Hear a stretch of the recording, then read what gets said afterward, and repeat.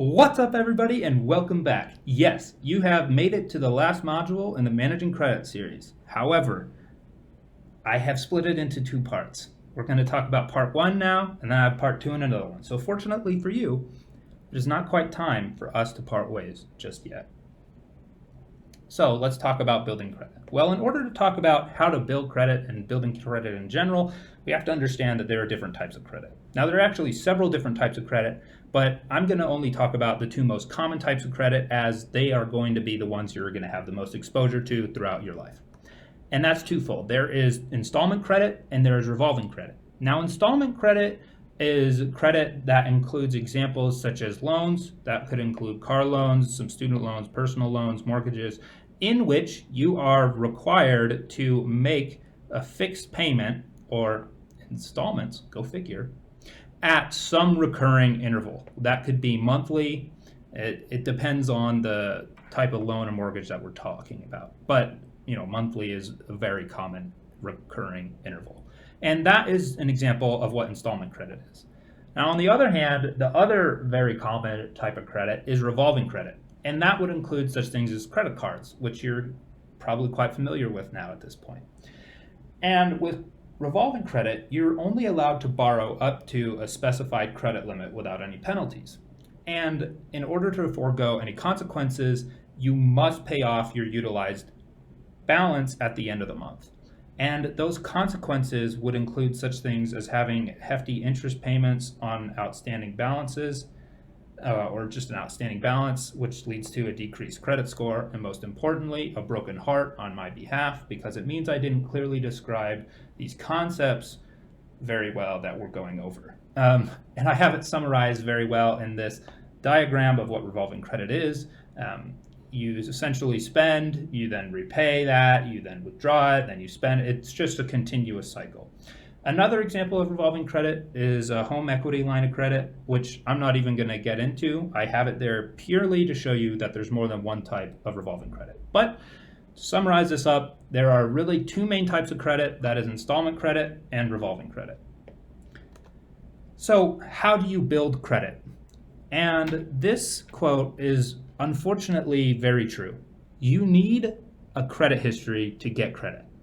And you can't get credit without a credit history. So how do we go about this predicament? Well, it's actually quite simple. Simply get a credit card, get a loan, and leave it alone.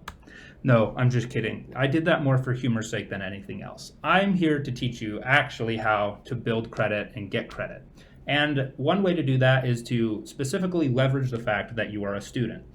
Because there are certain benefits of being a student that lend itself to being able to get credit in different types, credit of different types and in different ways. So even if you don't have a credit history and you're not a student, a lot of these concepts still apply.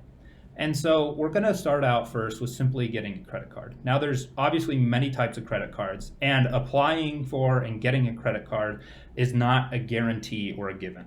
But there are two main types of credit cards that if you have absolutely no credit history, the chances of you getting one of these is a lot higher than getting, for example, an unsecured credit card, which I'll talk about with the next tip, which is utilizing others' credit. But there are certain credit cards, such as student credit cards, in which credit card companies understand that you might not have an income, and they understand that you're going to school. And so they are able to make a credit card that caters to the needs and general consensus of what students are demanding for, especially when they're starting out to build credit. I believe my girlfriend had a Discover It card. She got it as a student because she had no credit.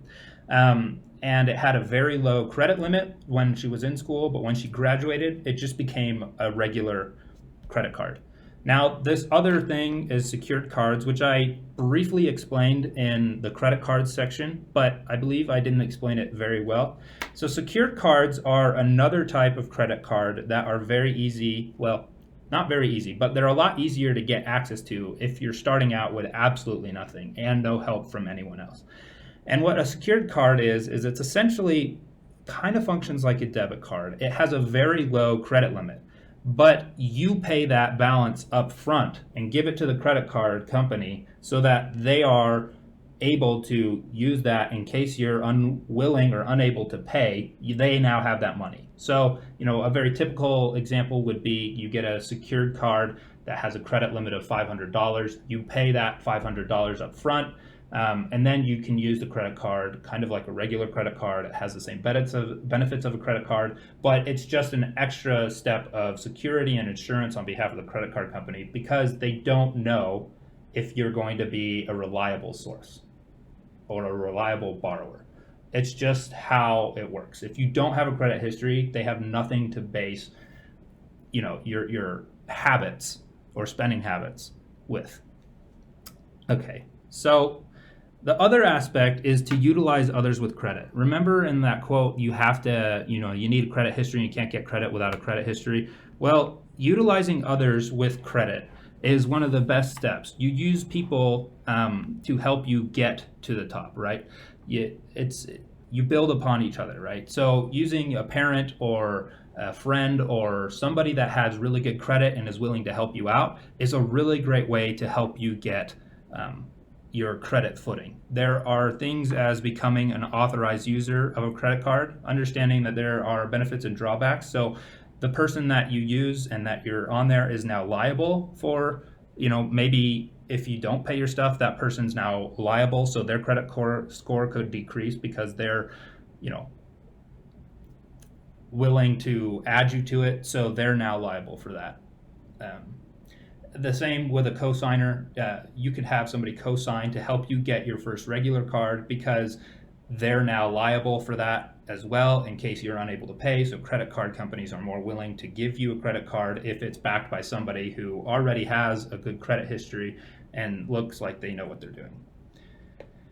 And then the last part here is get a loan. There are credit builder loans. There are very specific types of loans, but the one I want to kind of really focus on here is student loans. Now, I'm not going to go into a ton of detail and depth with student loan because there is a whole section on loans in general that was created by my good friend Tori Crittenden that you should check out.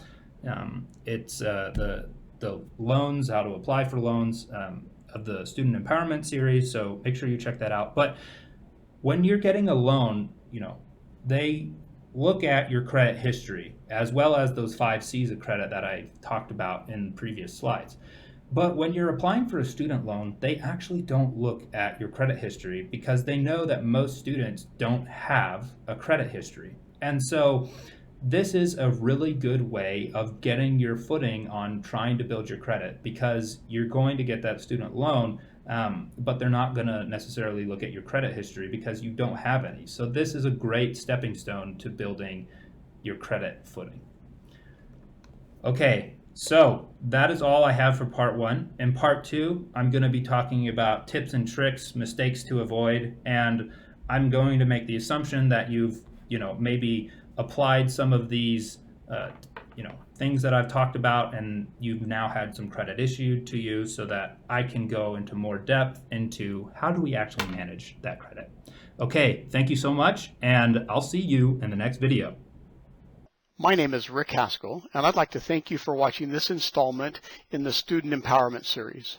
This series was prepared by students in the Bill and Vieve Gore School of Business as part of our outreach through the Center for Financial Wellness. I'm a finance professor here at the college and director of the Center for Financial Wellness. We've prepared the Student Empowerment Series to assist students in important elements in their life and their progression through the college, part of their Westminster experience, if you will. In this series, we take a look at financing higher education. We look at budget, credit, and savings. And we look at some of the more important elements of adulting. We'd like to invite you to follow us on social media at our Instagram, YouTube, LinkedIn, and Facebook sites. You're welcome to use the QR codes provided or simply go to this site. Thank you.